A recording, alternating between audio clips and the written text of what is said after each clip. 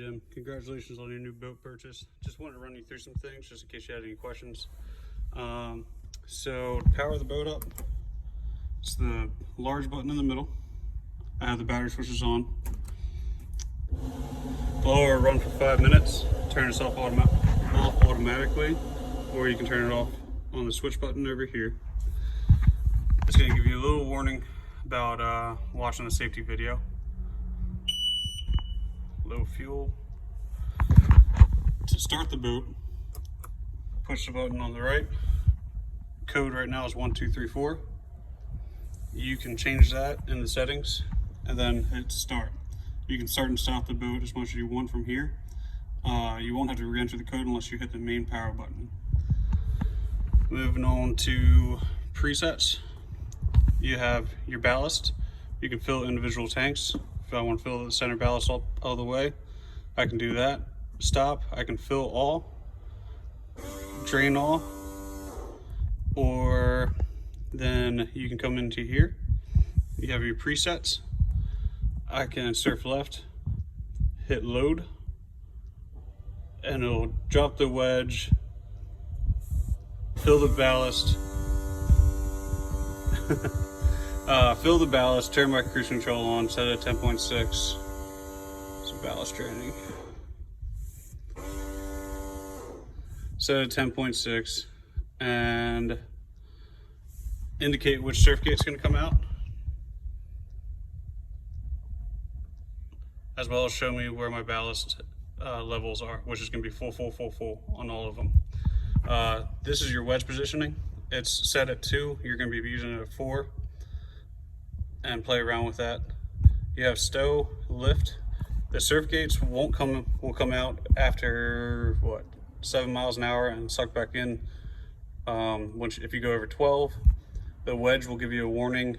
If you go over 25, that the wedge is still deployed. You have to be going 5 miles an hour forward for it to come up to the stow position.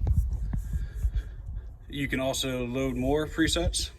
Come down, come into an empty one, and just create a new one by hitting edit.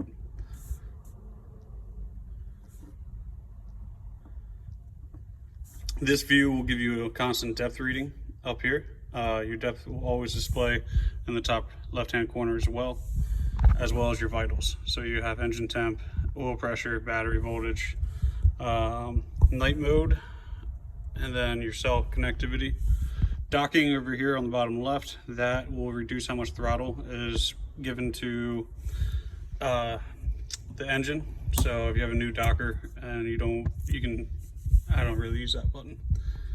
You have a rear view camera. You can turn yours on by hitting right here, and it will display up here without going into reverse. It automatically kicks on when you go into reverse in any mode. And then this one gives you your mile per hour or RPMs. You can switch that by hitting this button right here. So RPMs is now showing and mile per hour is over here, or vice versa. To quickly change speed, I can tap on my cruise control, 25, hit apply, and it quickly changes the speed. Everything I just showed you up here can pretty much be done on here, on the surf. So you can select surf left, surf right, and you can see we'll be changing it without having to touch the screen. Wedge up and down on the bottom, surf center. If I push up on that, it will adjust the speed up.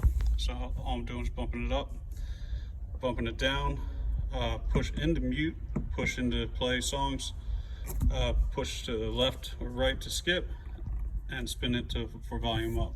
You have wireless charging here, as well as here. USB port in the dry box storage.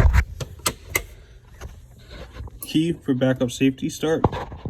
So if I wanted to, it's half turned right now. It's going to turn on my anchor and nav lights, and I can manually crank the engine via here.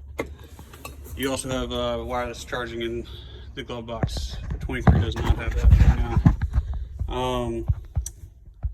So that's about it for up here. You also have night mode, is the only thing I didn't touch on. Coming over to this panel, I'm going to start a new video because I don't know how long it takes to upload to YouTube.